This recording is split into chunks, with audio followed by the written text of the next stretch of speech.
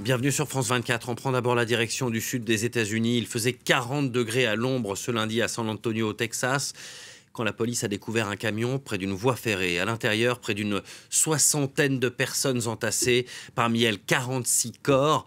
Les rares survivants découverts sont fortement déshydratés. San Antonio, Texas, n'est qu'à environ 200 km du Mexique et les autorités pensent ainsi avoir découvert un trafic d'êtres humains. Les précisions de notre correspondant Loïc Piala.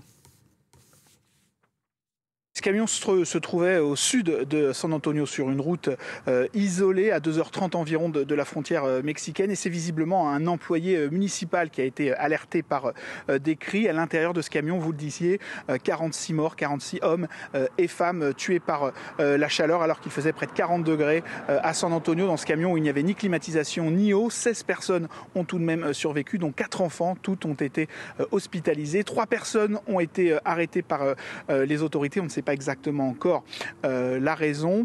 C'est une tragédie humaine horrible, a commenté le maire de San Antonio, une ville que devrait traverser 19 000 migrants pour le seul mois de juin, d'après les estimations des autorités. Une ville qui a déjà été le théâtre d'un drame similaire en 2017, 10 personnes retrouvées mortes dans un camion sur le parking d'un supermarché. Le gouverneur du Texas, Greg Abbott, républicain très conservateur, a rapidement réagi sur Twitter, pas vraiment pour apporter son réconfort aux familles des victimes, mais pour blâmer Joe Biden, qu'il juge responsable de cette tragédie par sa politique migratoire jugée trop laxiste. Il refuse d'appliquer la loi, dit le gouverneur. C'est un reproche que le camp républicain fait régulièrement au camp démocrate. Voilà, il a fallu à peu près 2 heures pour que cette tragédie soit politisée ici, aux États-Unis.